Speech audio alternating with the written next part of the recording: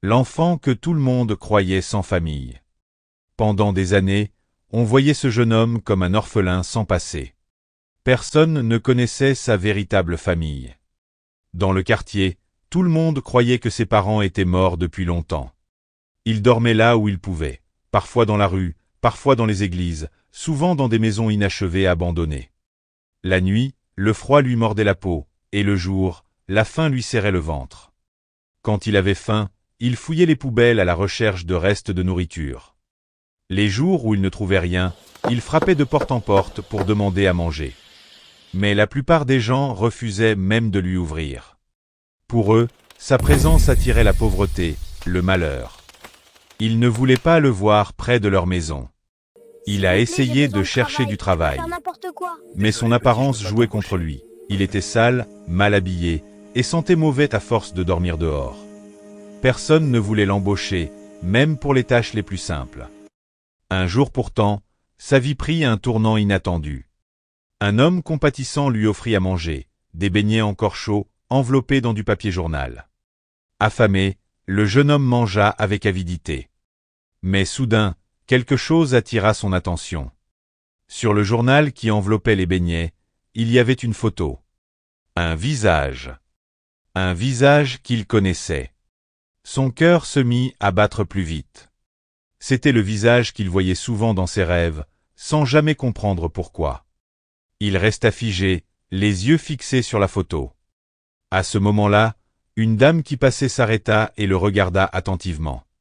Puis elle dit simplement « Vous vous ressemblez beaucoup ». Le jeune homme ne comprit pas. Troublé, il se rendit devant une vitrine en verre, comme un miroir improvisé. Il observa son propre visage.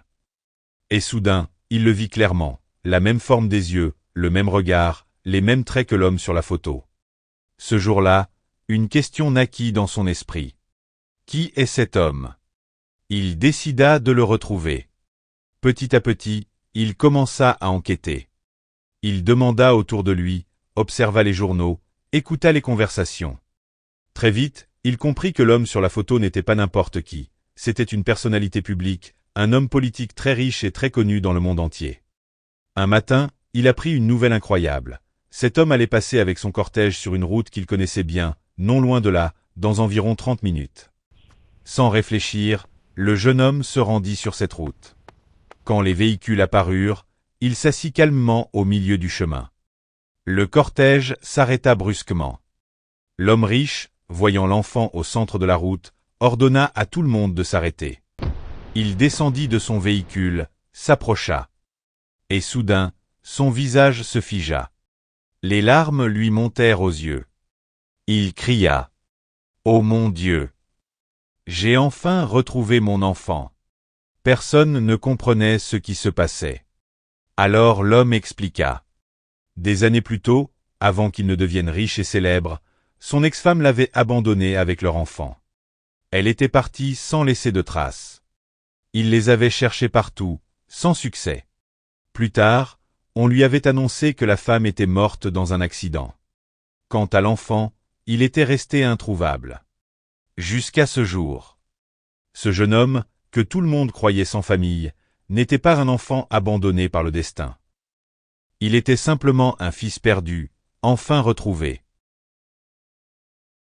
Aujourd'hui, il n'est plus l'orphelin du quartier. Il est simplement un fils aimé. Souvenez-vous, la famille, ce n'est pas toujours celle qu'on voit naître, mais celle qu'on retrouve. Qui croit encore au miracle? Dites-moi en commentaire si cette histoire vous a touché.